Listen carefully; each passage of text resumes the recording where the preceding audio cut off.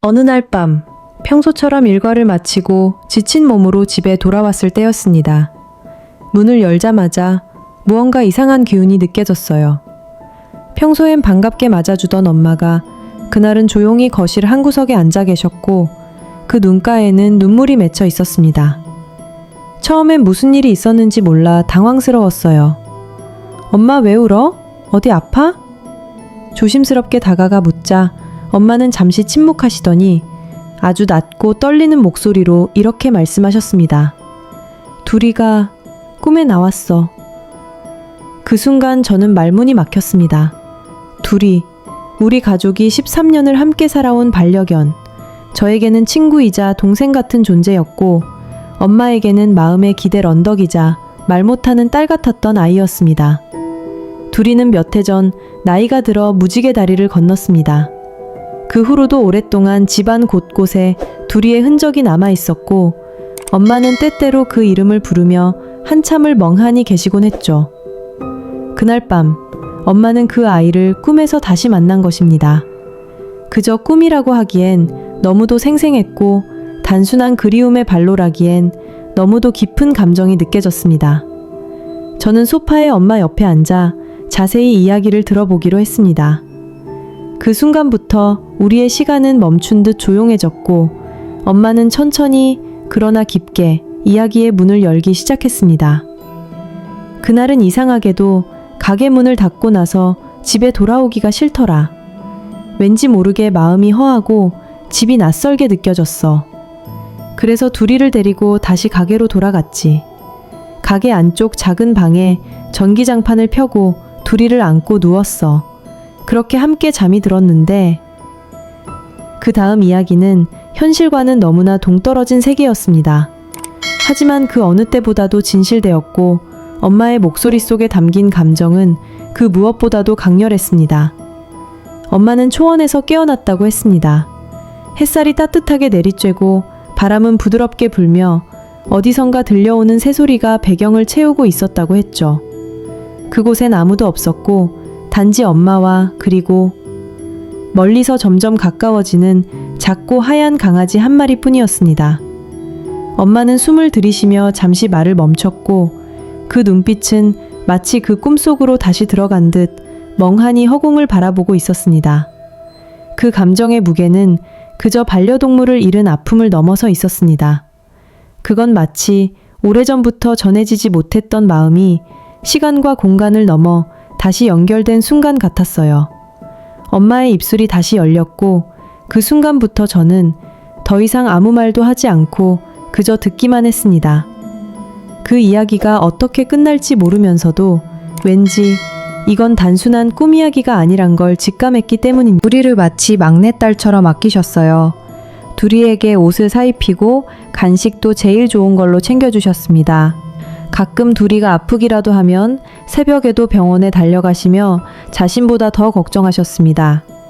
그만큼 둘이는 우리에게 소중한 존재였습니다. 그 존재감은 그 누구도 대체할 수 없는 유일함이었습니다. 그러나 세월은 누구도 피해가지 않죠. 둘이의 털은 점점 휘어졌고 걸음은 느려졌고 숨소리는 가늘어졌습니다. 그리고 그날 우리의 마지막 밤, 그 모든 여정의 시작이 되었던 그날의 기억이 이제는 영원히 잊지 못할 이야기로 남았습니다. 이렇게 깊은 인연, 이렇게 따뜻했던 기억이 있기에 어머니는 그날 꿈에서 만난 둘이를 그저 그리움의 조각으로만 여길 수 없었던 겁니다. 그건 분명 무언가를 전하러 온 메시지였던 것이죠. 그리고 이제 그 이야기는 더 깊고 이상한 세계로 우리 모두를 이끌 준비를 마친 상태였습니다. 그날 밤 모든 것은 평범하게 흘러가는 듯 했습니다. 어머니는 늘 그렇듯 가게 문을 정리하고 하루의 피로를 한숨에 씻어내며 둘이를 바라보셨죠.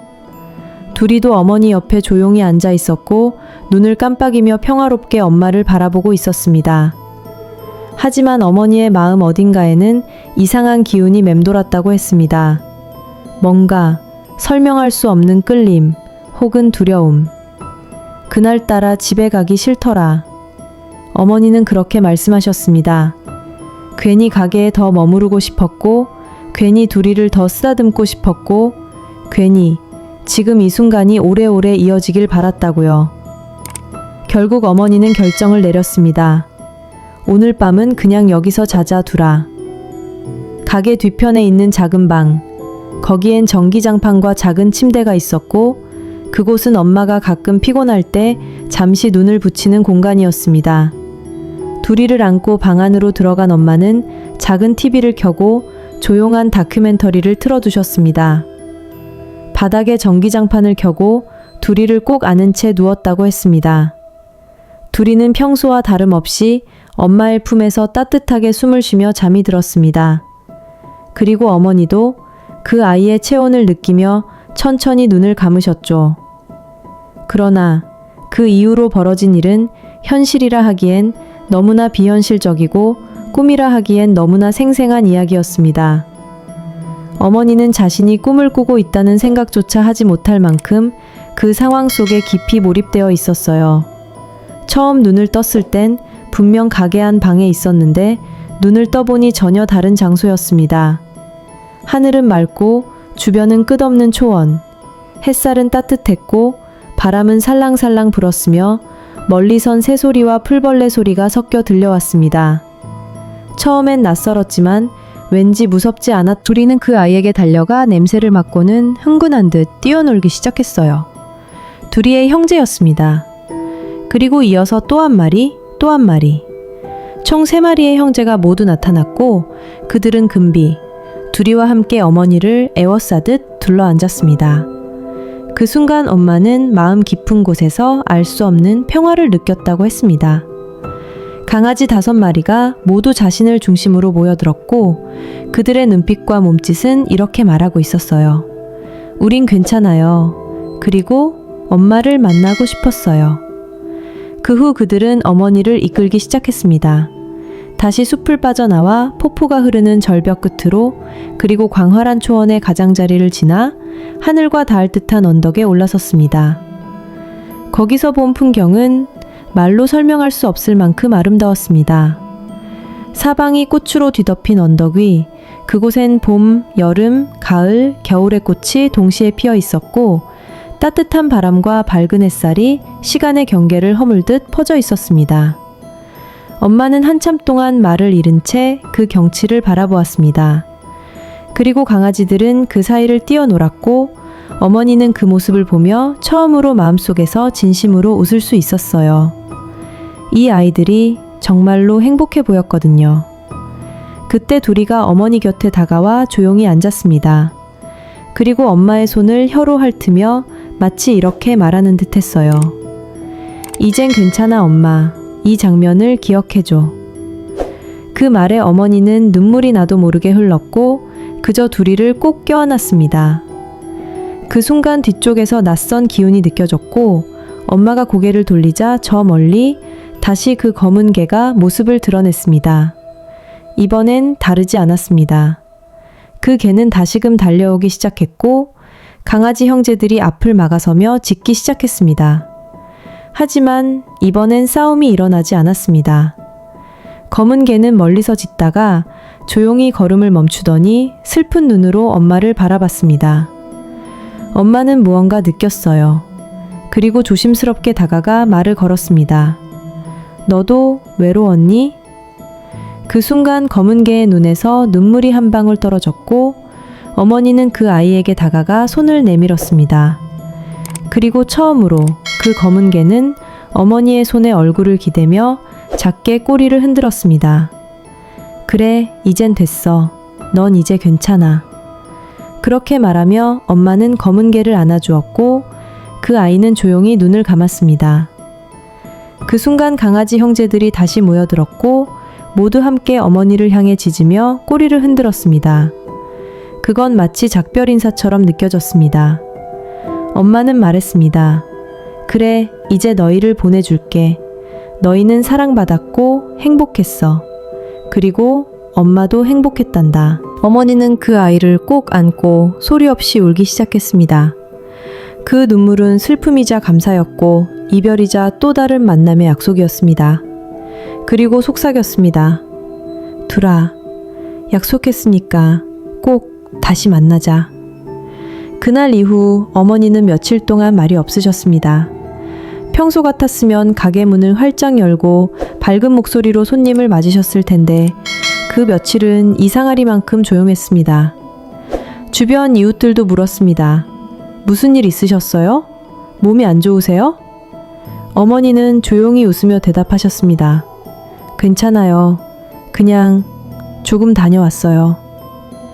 사실 누구에게도 설명할 수 없는 일이었고 설명한다 해도 아무도 믿지 않을 일이었습니다. 하지만 어머니의 눈빛은 달라졌습니다. 그 안엔 아픔도 그리움도 있었지만 무엇보다 따뜻함과 평화가 담겨 있었어요. 둘이의 자리는 여전히 그대로였습니다. 식당 옆 작은 쿠션 침대, 간식 봉투가 들어있는 서랍, 문 앞에 걸린 리드줄까지 어머니는 그 어느 것도 정리하지 않으셨습니다. 그 모든 것이 아직 둘이의 온기를 담고 있었기 때문이죠. 밤이 되면 어머니는 여전히 가게 뒤편 방에서 주무셨습니다. 둘이가 마지막 밤을 보낸 그 방에서 말이죠. 그리고 가끔 작은 숨소리나 살랑이는 꼬리소리 같은 게 들려올 때가 있었습니다. 어머니는 그럴 때마다 조용히 미소 지으며 말했습니다. 잘 지내고 있구나. 고마워.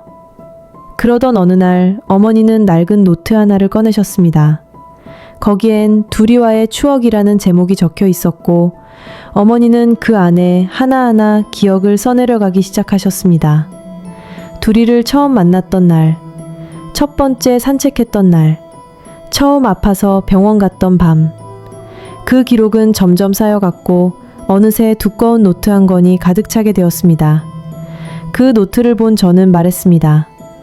엄마, 이거 책으로 내도 되겠다. 어머니는 웃으셨지만 곧 고개를 끄덕이며 말하셨습니다. 그래, 둘이의 이야기를 많은 사람들과 나누고 싶어. 그렇게 해서 어머니는 동네 도서관에서 작가 교육도 받고 가게 글 쓰는 법도 배웠습니다. 그리고 몇 달 후 작은 자비 출판을 통해 엄마와 둘이라는 책이 세상에 나오게 되었어요. 그 책은 많은 사람들에게 감동을 주었습니다. 어린 시절 강아지를 키워봤던 사람, 지금 반려견과 함께하는 사람, 이미 반려견을 떠나보낸 사람들까지 모두 그 이야기에 위로를 받았다고 했습니다. 책 한 켠엔 어머니가 꿈에서 겪은 이야기도 조용히 적혀 있었습니다. 아무 설명도 없이 그저 어느 날의 꿈이라는 제목 아래. 그리고 마지막 장엔 이런 문장이 적혀 있었어요. 둘이야, 다시 태어나면 꼭 엄마 찾아와. 엄마는 언제나 여기서 기다릴게. 그 말은 지금도 어머니의 마음속에 변함없이 남아 있습니다. 시간은 흐르고 세상은 변하지만 그 날의 꿈과 둘이의 기억은 영원히 한 사람의 삶 속에 살아 숨쉬고 있는 거죠.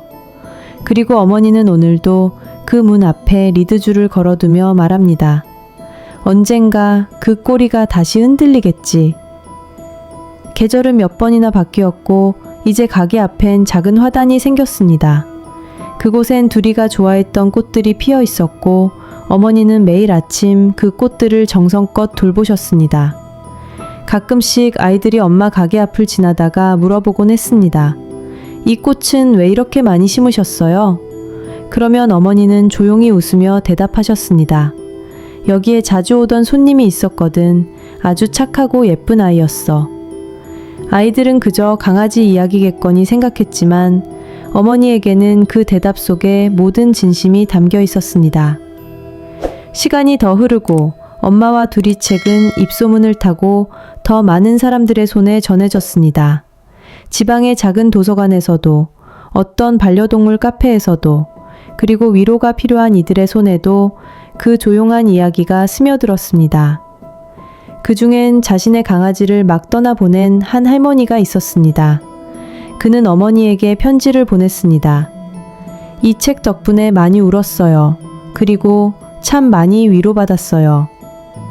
어머니는 그 편지를 읽고 조용히 책상에 엽서를 꺼내 답장을 썼습니다. 우리의 이별은 끝이 아니라고 믿어요.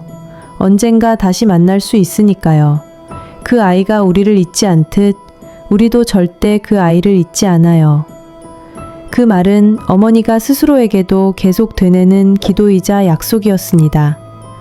그리고 어느 날 가게 문을 열고 들어온 한 꼬마 손님이 작은 상자 안에 조그만 강아지를 데리고 왔습니다.